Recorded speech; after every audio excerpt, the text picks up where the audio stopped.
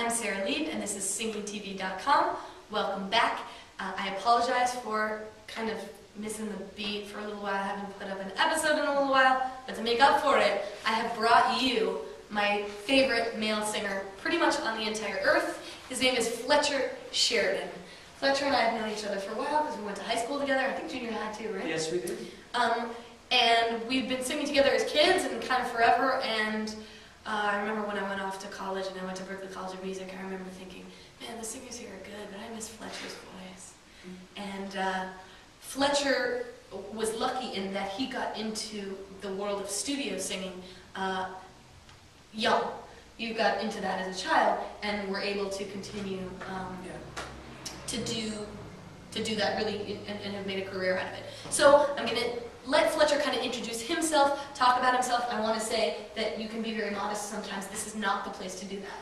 Talk about yourself. Talk yourself up, because that's what they like to know. We have a little bit of a live audience here in the room, so I'm going to let them ask questions to Fletcher and direct them as I will as well. So say hi, tell them what you've done, drop names, movies, all that kind of stuff. I'll do what I can. Okay.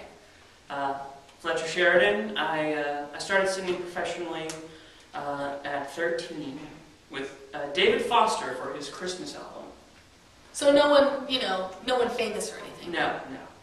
But then, and that was cool, but it wasn't until I was 16 and did my first movie, which was Anastasia. It was an animated movie, Anastasia. Boy soprano, it was just this, pivotal moment in my life, and I, sitting there with the big choir and the full orchestra and the movie playing over the big projector screen, and you're in the scoring stage, and it was all, I was, my mouth on the floor was like, wow, so at that point I knew that's what I wanted to do. So I just, I stuck it out. I got more involved in the SAG scene, and people may not know what that means. So SAG, Screen Actors Guild. The movies that you see are all done under a union, Screen Actors Guild, and singers a few decades ago were able to affiliate themselves, get themselves under that SAG umbrella. So when singers do a movie, they are under SAG's jurisdiction, therefore they get SAG wages. Singers are this weird category of talent. We kind of fall into all the cracks. We do stuff for film, we do stuff for TV. There's another union called AFTRA, which does, soap operas and TV shows and commercials. So as singers, we kind of fall into these cracks where we have to be in all these different unions to do the work we do. Okay, so you're 13 years old. You got this. You're 16 years old. You got this awesome movie, Anastasia, whatever, Disney movie. That's the one that he's talking about. The big animated one you all saw when you were kids.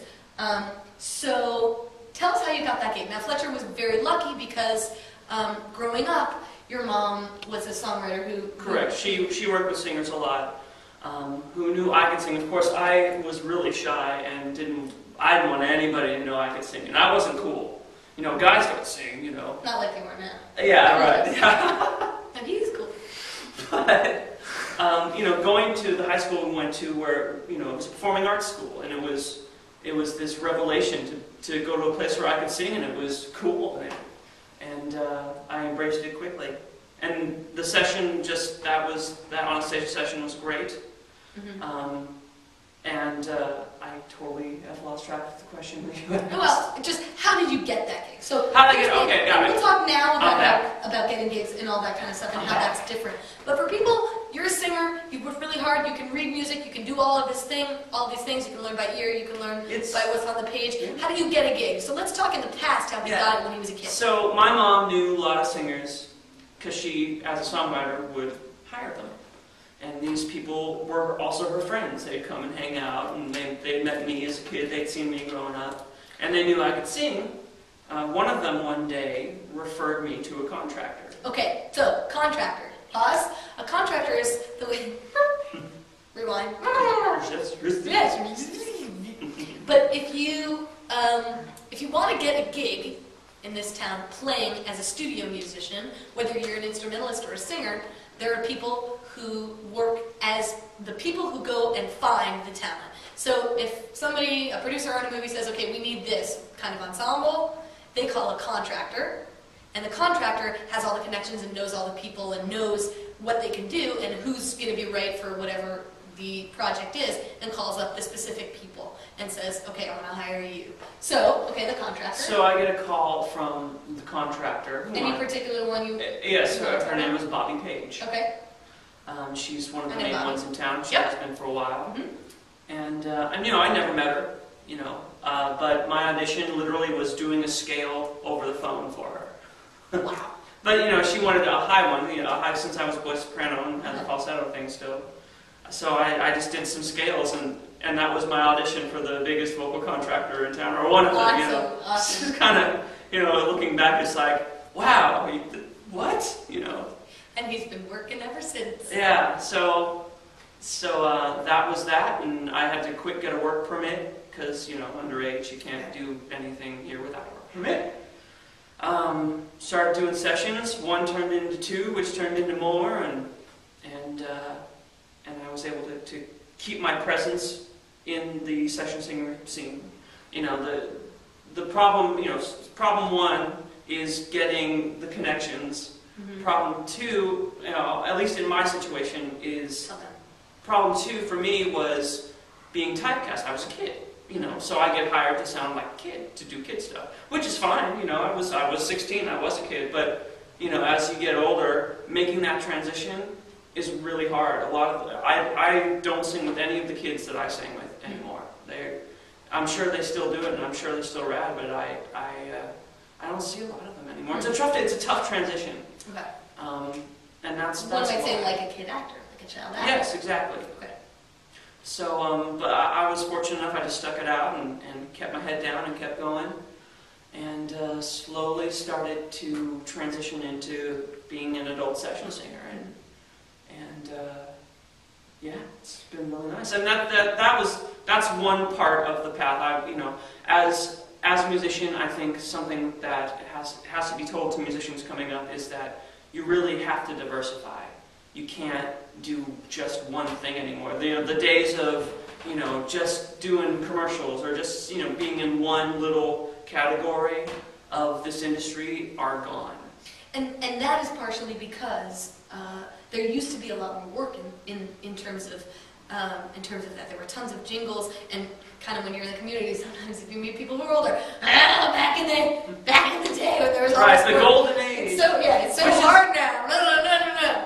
Well, And I'm sure they're telling the truth. Yeah, I'm sure it's true too. And it's people who never really experienced that, so it's different, I think, for us. But Yes. I guess I also want to talk a little bit about some of the things that are important to be a session singer. I want to talk about how much work you do is written on the page versus how much is improvised. I would say that most of what I do, I would say 90% of what I do as a session singer is you have to be able to sight read, and you have to be able to adapt very quickly. So you learned to read music Yes. at a young age. I started reading French horn music at 11. Did you Whatever, play junior. Were you in choir? Exactly. In junior high, I was You were? not in choir. I was in playing. all the choirs. French horn was cool, but singing was not cool. But yeah, that's when I was not in that camp at all. I thought singing was the coolest thing. Me and the show choir and the whole thing, Mrs. Cuppers. That's right, Missy. Haven't heard that name for years. Mrs. Cuppers. Cuppers, dude. So I started reading French horn music at a young age, and then I got to high school and continued reading. I've always been interested in sight reading. That's kind of what I try to tell people is that sight reading. Everyone gets scared of sight reading. Oh no, what am I going to do? Unless you're dorks like us. Well, it's When it's kind of fun. I know this dorky epiphany I came to. There are only notes on a page. There are only a certain number of intervals you're going to have to deal with. I mean, yeah, they can be blindingly fast and incredibly hard to pull off, but trusting in yourself and enjoying it. I enjoy sight reading. It's a fun experience, and I mean, you can't teach that to someone, but that helped me a lot in my musicianship. And that is so it's so the center of me. You become obsessed with these things. like beatboxing, you know, I do beatboxing, you know, doing countertenor stuff. You do beatboxing? Can you do one? Yeah. Okay. Please.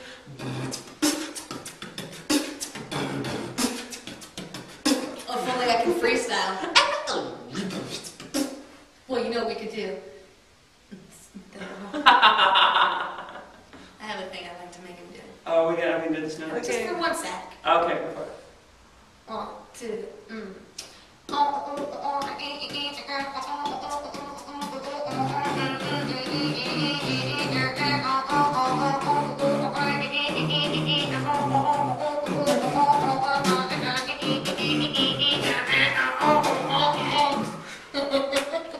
So we think that's fun. Now, let's be realistic about something.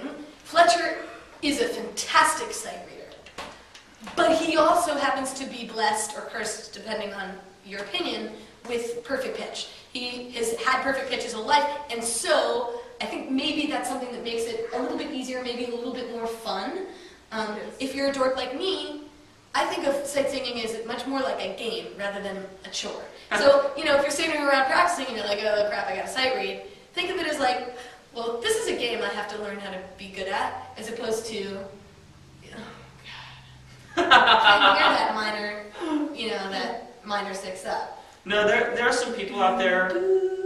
There are some people out there that have truly sick ears. You know, there's perfect pitch, and then there's this other upper echelon, platinum level perfect pitch, which is absolute pitch. And those people I feel sorry for. You know, I feel like I have perfect pitch, but I can let go of it. You know, I can say, okay, this is not in the key I heard it in. It's gonna be okay. You know, like deal with it, right? But the people with absolute pitch, that wasn't the case in rehearsal a couple weeks ago. Yeah. But okay. But the people with absolute pitch, like they can hear between an A440 and an A442, and it drives them bonkers, and they cannot turn it off. And those people, I stand in awe of them, but I also feel really bad for them. So A440 versus A442, what he's talking about is the frequency of the times per second that a vibration happens. So it's still an A, whether it's at 440 hertz per second, as opposed to 442. It's also an A, but if you can hear that tiny difference, traditionally A440 is what orchestras at least used to tune to. Now many are 441 and 442, but being able to hear that difference isn't something that most people can hear. But anyway, the training, you know, having the ear, you know, I realized that I had perfect pitch all my life, you know, looking back, but there wasn't any language to it until I got to high school, till I went to college and took musicianship classes and learned about harmony and choral composing and how to voice chords and voice leading, and, you know, putting a language to it just made it all the more useful. And you know, having the raw talent is important, but having the language is as important. Mm-hmm. So, and your path was a little bit different than some, also because you were all already working. I remember when we were 17, 18, you going, oh, should I go out of town? Should I go to a conservatory? Should I stay here? What should I do? But Fletcher already had what was a really, you know, burgeoning career. Is that a word? Burgeoning. I like it. Yeah, career as a session singer. And so, you know, sometimes what happens if you're getting that kind of work and you leave town, somebody else gets the work, and it's much harder to get once you get back. So he decided, I'm going to stay in town, and he went and got a great education in town, as opposed to going and getting a great education elsewhere. Whereas, you know, because we went to this music school, there were a lot of us who went on to study music, and, you know, all over the country. Another good friend of ours went to Michigan, or Pennsylvania, and Michigan, and I went to school in Boston, and Fletcher stayed here to go to music school in order that he might keep doing and keep the career that he'd had and keep building it. But on top of that, I did not major in performance. Sure. I majored in music business, which is, you know, at first, okay, I'll be honest, I will confess to you now, it really was a reason to get out of performance, because I didn't want to sing opera, because they wanted me to, I respect... Did you switch to arranging before you switched to business? I did not. I switched right to business. And opera, opera, I appreciate it as an art form, but I knew for me and what I wanted to do that it just didn't play to my passion for music. So after a year of that, I switched majors to music business, which I was just very lucky that turned out to be a good move. You know, I learned about contract law, and I learned about business management and business law and all the other things about the business that make it work. And I still got to take all the musicianship classes and all the things I wanted to take, so I felt like I came out the winner in the end. Yeah, totally. But it got me a job out of college. I was the marketing director for a syndicated radio company.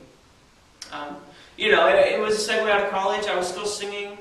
I was still, you know, it proved to me that I could do more than sing, and that was back in my early mid-20s, you know, 5 years ago. Yeah, right. That was something that, you know, I thought about a lot. Like, am I just a singer? Am I just a throat? You know.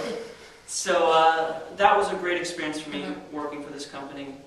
It gave me skills, skill sets like understanding HTML language and being able to organize a website and do all those things.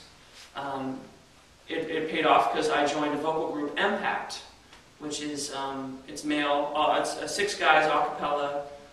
If you've heard the group Take 6, it's like that, but more pop jazz with a beatboxer. And they can go check out that website? Yes, www.m-pact.com. So Fletcher works as a studio singer and is also in this group. And they travel all over the world and sing and play. And he's lucky enough to be one of the session singers in LA who does not have a day job. He works as a session singer. That's what he does for a living. And you know, what's funny, and I tell people, you know, yeah, I'm as surprised as anyone else because I had given up on it. At what point? At 20, I was 25, and I had started. Why were you not getting work? No, well, the work was slow. I was still transitioning. It was like right at the end of the transition, and you know, starting out at 16, you know, the industry had changed so much. So I thought, wow, maybe this industry that I thought I was getting involved with has changed so much that it's not, you know, what I think I want doesn't exist anymore. So, you know, I had my day job, and I'm like, well, okay, you know, reassessing and maybe, you know, looking at colleges outside of LA and starting to just, okay, well, maybe I should just try throwing a different punch somewhere. And then, like, it's like the universe, like, no, jerk, this way, you know. And suddenly I started singing more. Suddenly, you know, I'm singing with the LA Master Chorale. I'm doing all these things, and then, you know, Impact happens, which makes me have to quit my day job. You know, and suddenly, you know, a year after I was questioning myself, I'm a career musician. It's touring all over the world. A trip, a total trip.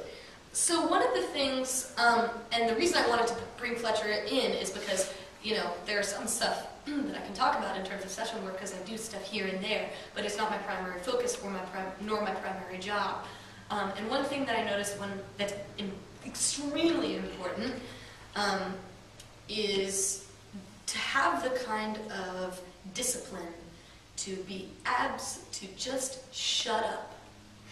So you go to a session gig, and you're there with a small group or a large group of people, and if you've got a break, that's when you talk. If you don't, you sit there absolutely silent. Because if somebody says something, and you don't hear it, and you don't take the direction well, or as quickly as somebody else, you're expected to do something right away.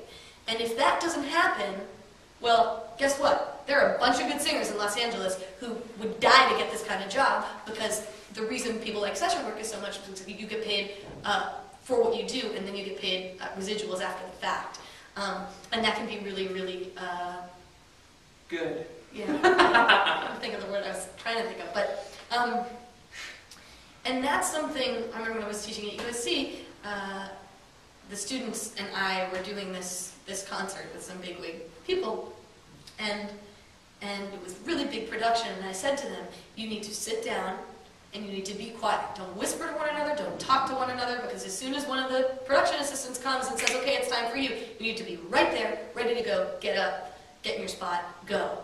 And that's something that I find that a lot of young people, self sometimes included, have a difficult time. I'm a big talker. And so if I'm on a gig like that, I have to constantly think to myself, Sarah, don't talk. Sarah, be quiet. Sarah, focus. No, no, no. So would you speak a little bit to that and how important that can be? Session etiquette. Session etiquette. Awesome. I think everything you said is accurate. Don't talk about politics? No. Do you remember that? No, I don't remember that. Ask Eric. Okay. Anyway, session etiquette. I think, first of all, yes, you sometimes on those gigs, the music's already been lined up. The ink is the ink, meaning, what's printed on the sheet is, what's meant to be sung. Read it down, go home. Mm-hmm. A lot of times, though, some composers, whatever their style is, sometimes they will hear something like, yeah, I kind of want that different. No, okay, how about, measure 47, soprano, alto, tenor. Instead of voicing it this way, voice it down this way, okay? And make that rhythm a dotted eighth, quarter, dotted eighth, 16th. Okay, next measure, bam, bam, bam. And if you're not listening, you're going to miss that. Yeah. So generally, and it's kind of unspoken, there's somebody, if you're on a stand with somebody, generally this is more of a movie call thing. But you'll be, it's a big choir doing right, a large group, but you'll be sharing a stand with somebody. Somebody has the pencil. It's dumb for two people to be making notes on the same sheet of music, especially edits like that. So it's kind of who's the unspoken pencil holder person who's going to take on this. And it's never discussed really. It's just whoever has the pencil. I've always noticed that. That's number one in session etiquette, rehearsal etiquette too. Always bring a pencil. Always bring a pencil. Always. With an eraser. So yeah, you gotta be ready. You gotta be attentive because they can make calls. It can be that type of gig where the ink is more of a suggestion, like a starting point. And really, the other thing about session etiquette, you've got to keep your attitude up. You cannot get frustrated. You cannot get tired. You can get tired, but don't. You can't look like you're tired. Don't get fussy. You're getting paid to do what you love. And yeah, that sounds great. But yeah, when you're in a session for 8 hours and you're singing your guts out, sometimes it's hard to hang on to that because it's not carefree work. You're doing what you love, yes, but you gotta bring it. And this is also stuff that's being recorded. So when you're doing something live, people move with you through the moment. And if you flub a note, nobody's gonna hang on to that note because you're moving on and making more beautiful music. Live performance involves all 5 senses, whereas listening to a recording involves 1. Exactly. So things have to sound perfect, and when there are producers and engineers and your contractor and 20 other singers all sitting around listening to it, then they'll know if you're not singing perfectly. Not that Fletcher doesn't sing perfectly because he pretty much knows. I've honked several times. Oh yeah? Sure. Nice. You have to not be afraid of that either. Sometimes what you're asked to do is be like for the stuff I've been doing for Happy Feet 2. Happy Feet 2, the movie? The sequel coming out maybe next year. It was exciting but terrifying because it challenged me to be fearless. So what do you mean? Like do something weird with your voice, scream, sing really high and sound, throwing your voices and doing different characters, creating this ensemble sound. You just have to be fearless. Okay, give us an example. Oh dear, doing a take sounding like this, or sounding like this, or but being fearless and just saying, okay, I'm going to sound like a total idiot right now, but I'm just going to put my ego out of the equation and just go there for this because that's what's being asked of me. Well said. It's exciting when you do it and it works. There are times where you do it and you're like, yeah, that could have gone a little better. But even still, to go there is a challenge, and I think that's a great tool to have, and it's served me well. Very nice. Just being fearless, I almost feel more comfortable in the studio than live. I like you were just saying. And I feel the opposite. Isn't that funny? It's funny because live performance, you think, well, everyone's there want to have you succeed. Yeah. Well, No, they're fan to hear you. They're fan to hear you. 5 senses versus 1 when you're listening. But if you bark on something in the studio, guess what? You can do it again. That's true. Like, oh yeah, my placement on that E vowel is a little screwy. I'm going to go back and fix it and do it again. So, a couple of things. I would like to take questions from you guys. I also think it would be nice just for you guys to hear Fletcher sing for a sec. So if you don't mind, oh no, you actually don't have to move the camera. Keep it on Fletch, and I'll play a little bit. G flat, right? Yes, or F sharp. We'll just do a verse, I guess. Yeah. Okay. So what are the words that extreme?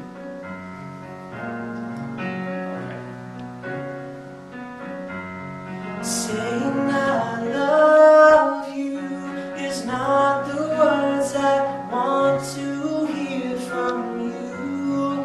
Not that I want you not to say, but if you only knew how easy it would be to show me how you feel more than words. All I ever needed you to show, then you wouldn't have to say that you love me, 'cause I'd already know.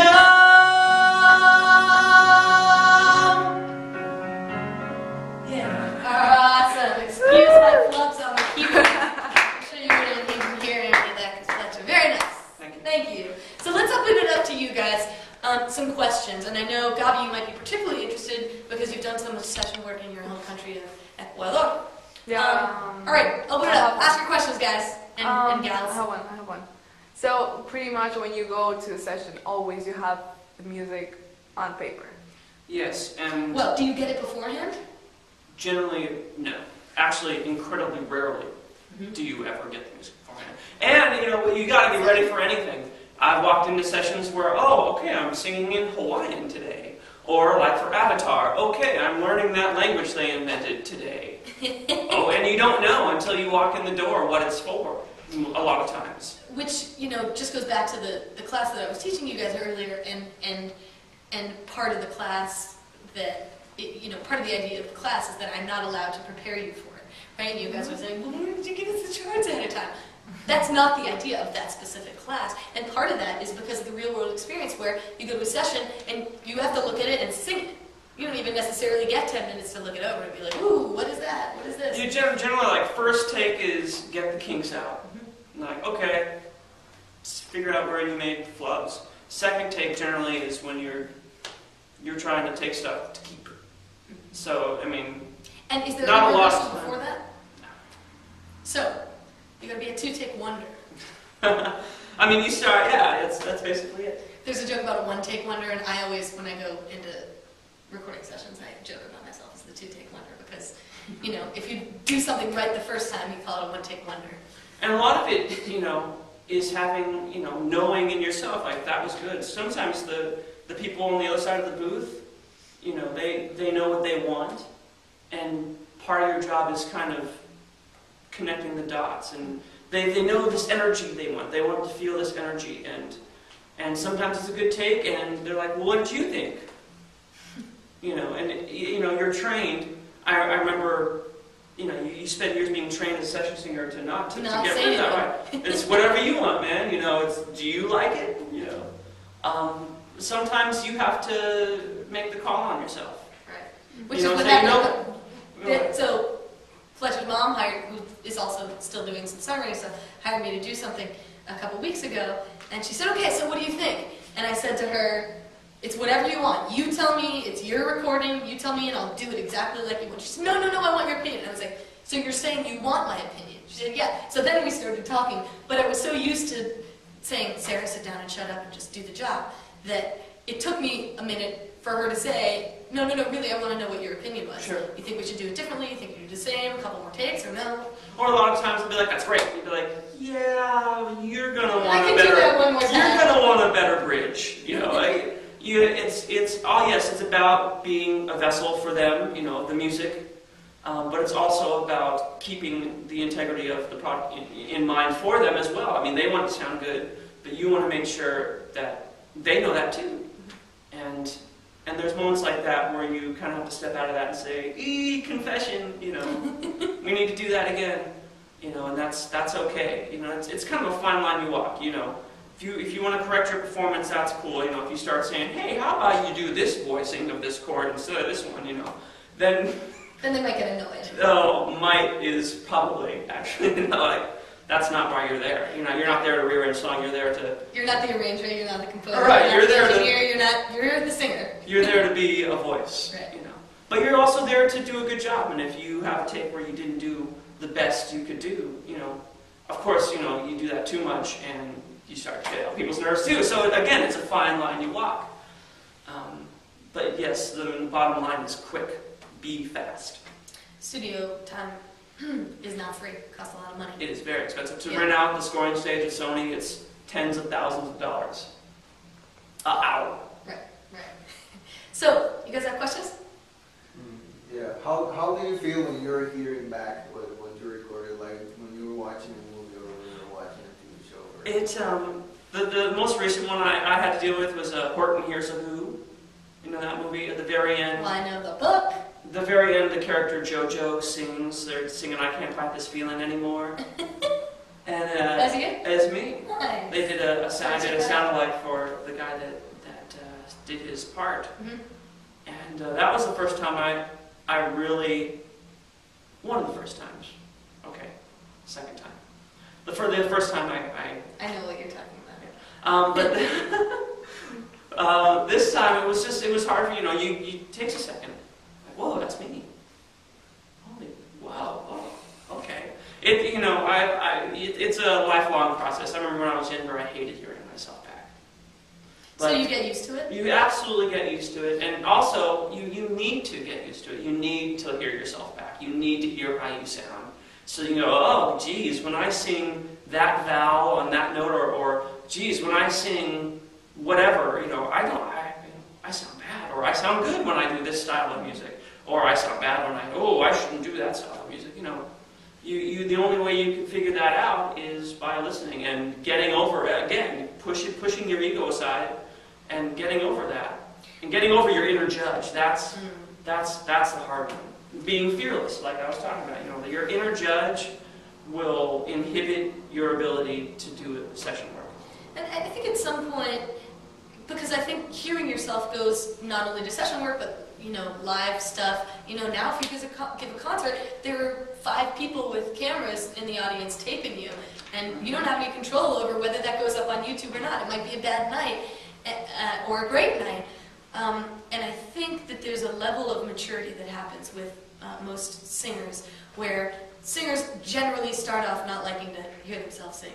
And at some point, you'll come to accept that you're good at what you do. Sometimes you'll like it more than others and less than others and other times too. But I think that there's a maturity that happens as you realize this is something that I'm good at. That's generally accepted. And I can listen to myself now.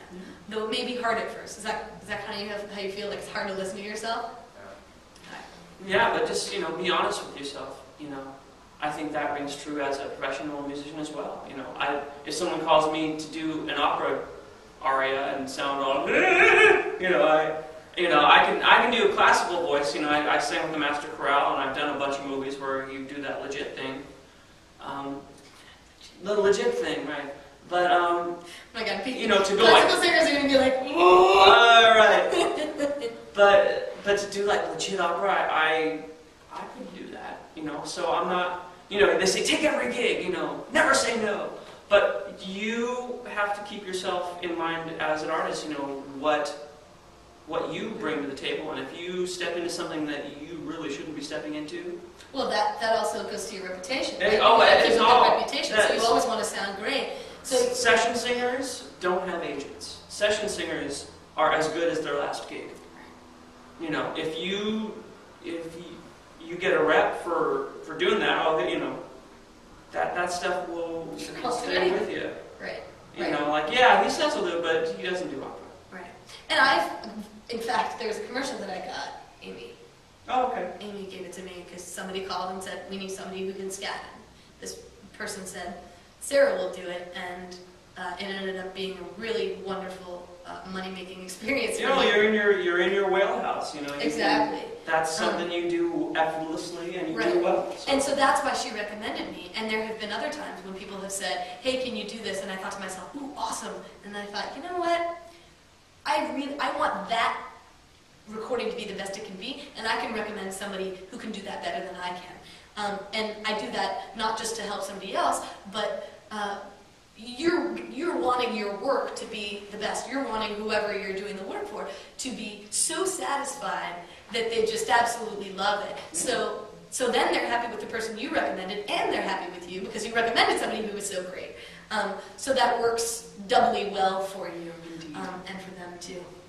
But yeah, I think knowing your skill set, you know, is very important, and accepting that. You know, listening back to yourself, saying, "Oh, okay, you know, I can do jazz, and I can do pop, and I can do R&B, and I can do these things. I can, you know, do classical singing. Okay, that's all right." So what are some things that you don't do? You don't do opera. I don't do opera like heavy opera. Yeah, heavy opera. Legit though, I mean, you know, I can do legit. Opera, you know, crazy rock stuff. I can't. The gravel thing. Like if I try to do the gravel thing for more than about 2 seconds, I just start coughing. You know. I just So hard rock too. like hard, like ooh, like I can go there for a second, but like you run into just physiologically, I don't have chords that can handle that. You know, that's like Steven Tyler, like what he does, it blows my mind what Steven Tyler does, lead singer of Aerosmith. He just can just live with that gravel and that thing, and I would just be there just coughing through the whole thing, and I can't help it. It's like a reflex action. So, but anything else, I'm up for debate. No, but that's because you know, somebody asks, hey, can you do this? You know, you have to honestly ask yourself and say, yeah, I could probably do that. As recently, I did a sound alike for what's the character? Jack. He plays Kenneth the Page on 30 Rock. You did that? I did. Is it coming out? He's doing a cameo on the Simpsons. NBC. Oh, okay. So it's 30 Rock. The guy from 30 Rock. His name is Jack something. He plays Kenneth on 30 Rock, so he did a thing on The Simpsons. So I did a sound alike. Now, they may not use it, he may be able to sing, but you know, I was approached. Exactly, just in case, something for him to learn the track over. So I was approached, hey, can you do a sound alike for this guy? You know, I listened to his voice. I'm like, yeah, yes I can. You know, you honestly ask, you know, you just have to be honest and say, okay, could I dial this in quickly and do a good job? And if the answer is yes, then say yes. Yeah, have you technically ever done that? Have I technically ever sounded like this guy before? No. But do I possess the skills to hone it in and sound like him? Yes, I do. So I said yes, and it went fine, and had a good time. Nice. If it airs, you have to tell me.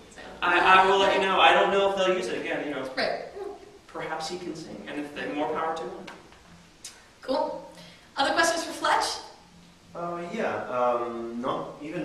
though I'm not a singer, like, you know, I'm a drummer, so like still musician. Like, I was curious about what you were saying about, you know, you started your career one way and then you had to find something else. So like the process of like discovering who you are. Yes. Like how I love that question because that's what it's all about. You know, started singing was the start of French horn. I guess no, I'm going to say singing. Because I was singing since before I could talk, so singing, I will say, was first. Which turned to French horn, which turned back to singing. But you keep, I heard it said once, one of the coolest things about being a musician is that you never own the company. You know, there's no corporate ladder to climb. There's no peak point where you're like, this is as high as I can go. You're never president of a company as a musician. You know, you're always climbing, you're always pushing the envelope and seeing what else there is for you to do. And to grow as a musician. Exactly. There's no limits to it. And that's what's kind of exciting about it. Yeah, there's the peril of not knowing necessarily how you're going to make your living, but one of the payoffs is, yeah, you get to continually evolve and continually challenge yourself and question what you can do and expand what you can do. You know, I started off singing. Now I arrange. I do a little contracting. I'm producing an album.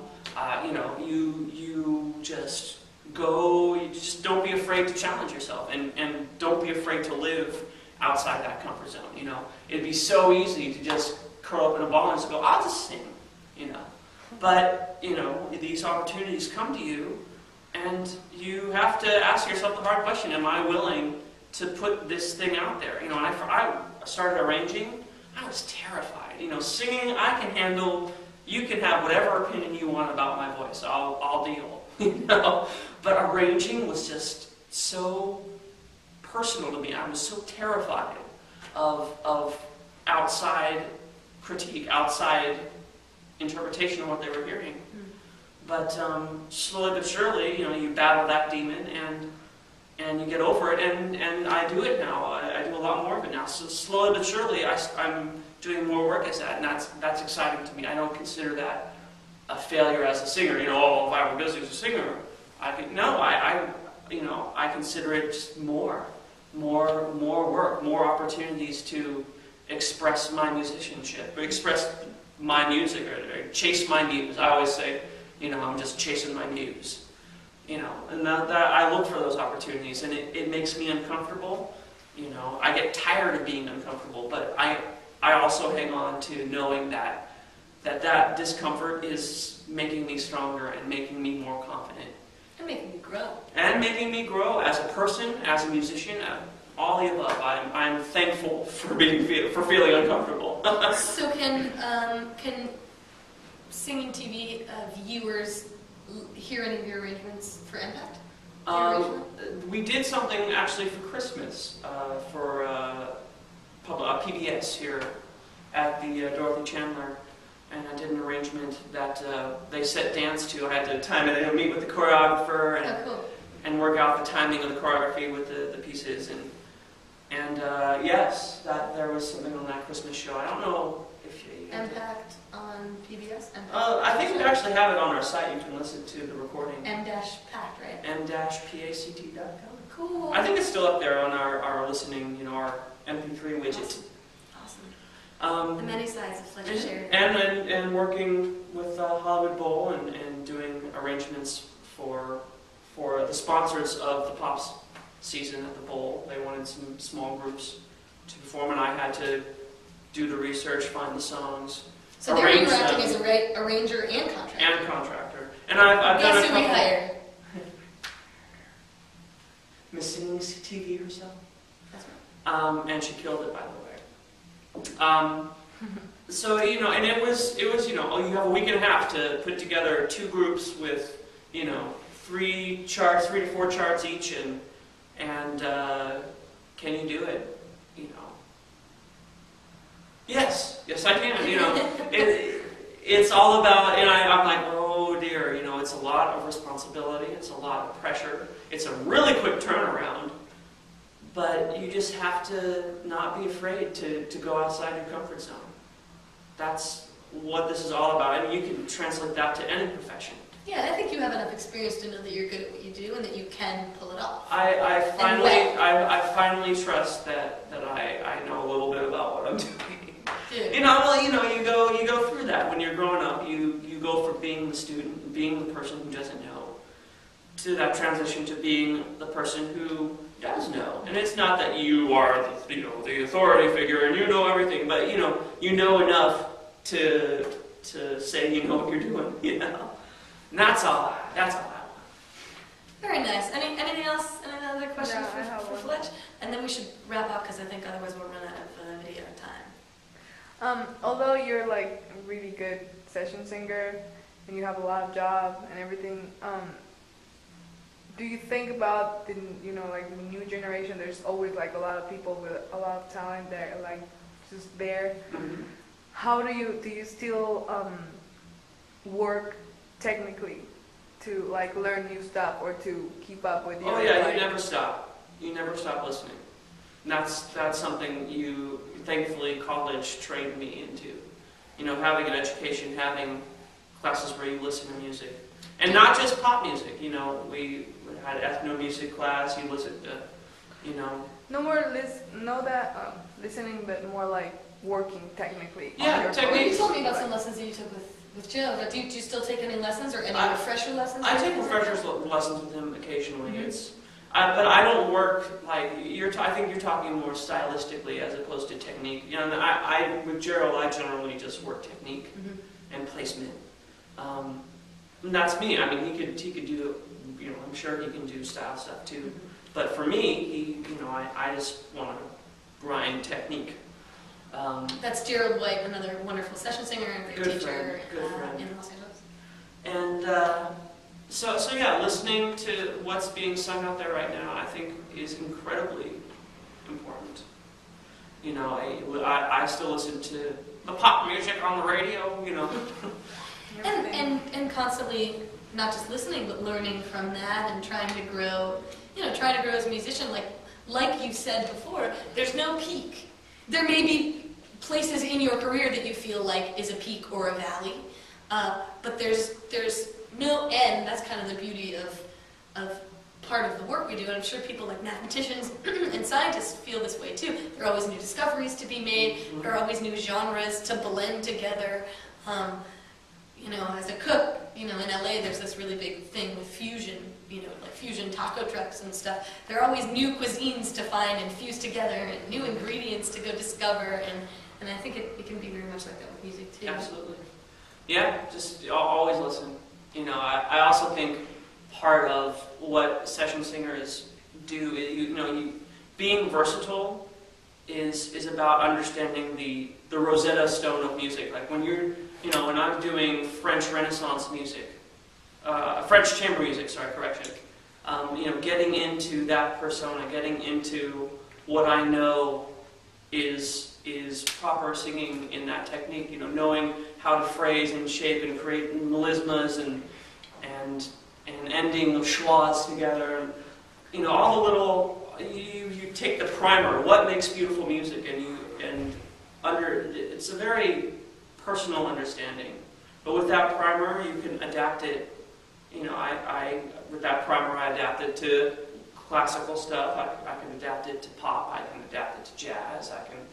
I can go beatbox. You could do. I feel like that's something that adds to your versatility. Is not just understanding one style of music's cool, but if you can understand music as an energy, and understand how that energy changes through the styles and kind of conform to it, it's kind of cool. I know it's very metaphysical. Yeah, beautifully said. Whatever. But that's how I feel about it. Nice. Fletcher Sheridan, thank you so much for coming in, my dear. Thank you, Sarah. Yeah, man. Yeah. This is Singing TV. I'm Sarah Lee, your host. This is Fletcher Sheridan. Thanks again for coming. Ask the viewers a question, any question you want, musical or otherwise. Hopefully they'll leave it in the comments below and answer your question. Awesome. You have to ask a question. I have to ask a question? Yeah. Oh, I thought you were saying they could ask questions. Well, they will ask questions, but I want you to ask them a question. Ask them a Now question. it's your turn. Okay. Okay then, Singing TV people. I have a question for you. Yeah. All right. I don't have a question for you. I gotta think about this. Okay. While you think about it, I'll say, I'm Sarah Lee, this is singingtv.com, together, you and I, with a bit of Fletcher Sheridan. We're making singing simple. Go. What's your favorite animal? There you go.